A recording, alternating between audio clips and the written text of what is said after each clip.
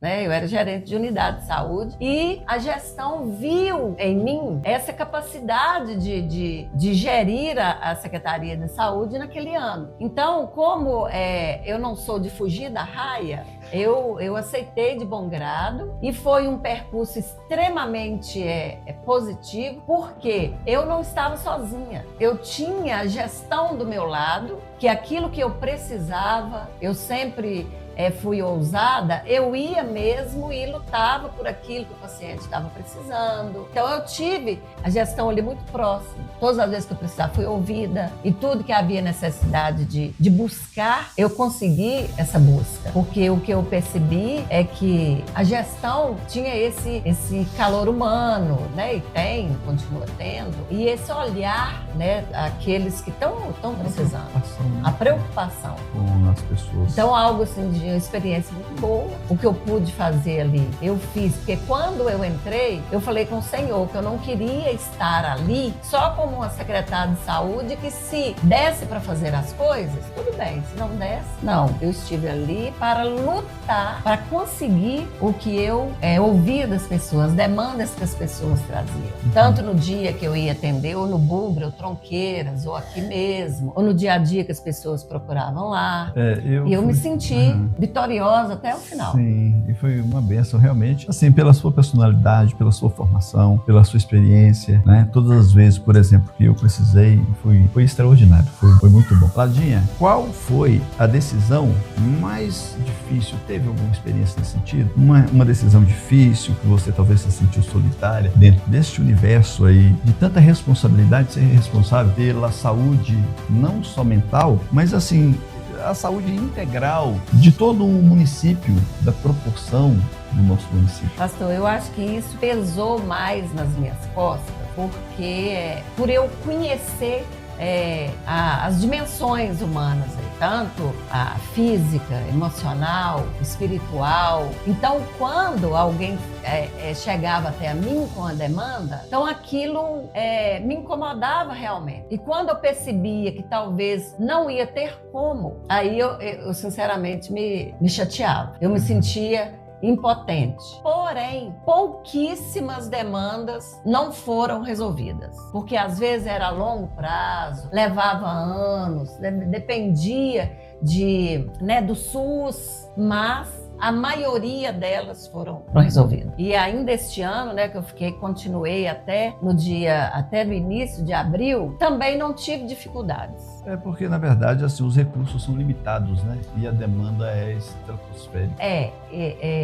A seara é muito grande, né? Aí fazendo uma metáfora aí com a palavra de Deus, a seara é muito grande e os recursos realmente são poucos, né? A gente via que a gestão queria resolver, mas às vezes também não estava ao alcance, né? O Ronei entrou também agora e me confiou esses meses lá. E eu percebo que a vontade dele era resolver as coisas. Até mesmo que ele é muito...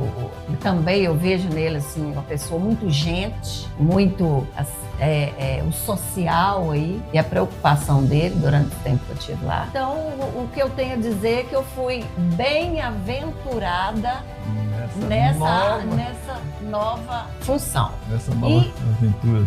E quando eu saí aí da secretaria, eu abracei um projeto e fui também muito abençoada, porque a gestão também abraçou junto comigo, gostou muito, que é o projeto de saúde mental para o trabalhador. Porque o que acontece? A gente se preocupa muito com a demanda do usuário, do paciente que chega ali, né, com as suas queixas, com as suas necessidades. Mas e aí? Como fica? E a pessoa que está cuidando? E como fica o cuidado com aquele que cuida? Não, realmente. É um olhar que só uma pessoa que tem uma experiência realmente de vida, ele tem capacidade de enxergar. Porque eu nunca, na verdade, assim, nunca tive essa percepção. Não conheço, assim, na minha vida como pastor em várias cidades, um lugar que eles têm essa preocupação de permitir que a pessoa que cuida seja cuidada, entendeu? Seja cuidada. como prioridade, como assim, não, se esse cara estiver bem, ele vai com certeza cuidar melhor da sua vida. Vai. Então eu vi que faltava isso não só aqui, né? Que eu acho que um projeto desse, essa visão aí de cuidar daquele que cuida, seja o professor, e principalmente ali a enfermagem, a saúde, que nós sabemos que nós somos os sobreviventes da pandemia e o pessoal da saúde esteve cara a cara. Então ali existem resquícios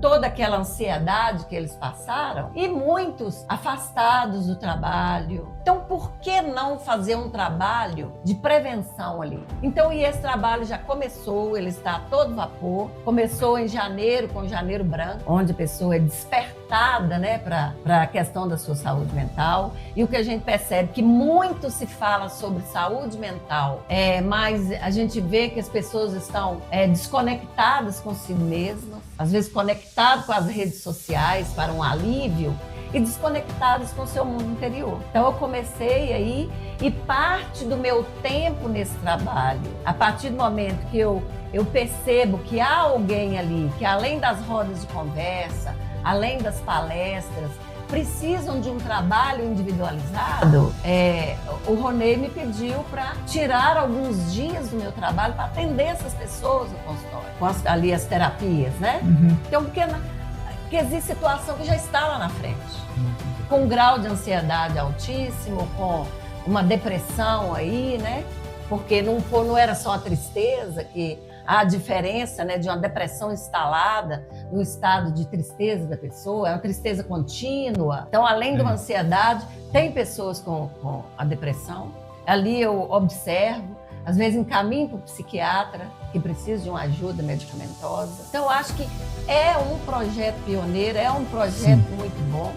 Ladinha, eu já admirava você e esse início muito mais, assim, conhecendo mais perto, assim, a sua história. E eu percebo por que a gestão viu em você essa liderança, até pelo fato de que não é só a gestão, mas assim, até na igreja, no mundo evangélico nosso, aqui na nossa comunidade, você sempre foi respeitada, ainda que não pastora, né?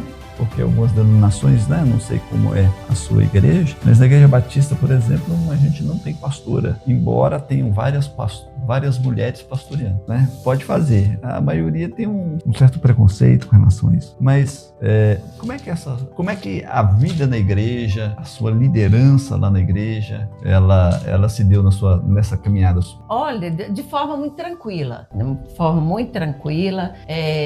Nós tivemos uma época aí que nós ficamos sem pastor, né? E aí o nosso pastor presidente lá nos Estados Unidos, a Igreja New Life, então confiou a mim e um outro obreiro as responsabilidades com a igreja. Então, eu imagino o seguinte, quando a gente, que não é fácil seguir as pegadas, né, de Jesus, não é fácil, quem falar que é super fácil... Gasta vigilância, né? Gasta vigilância. Observação então, constante. Nós assumimos esse ministério e eu senti tranquila para assumir. Porque já era algo que já fazia parte da minha vida. A minha dimensão espiritual, como a minha dimensão emocional, a minha dimensão física, social. Então, elas têm que andar juntas. Porque não adianta eu ser uma coisa na igreja, ser outra coisa lá na... Não, sim, com certeza. Entendeu? Então, é um estilo de vida. Sim. É um estilo de vida.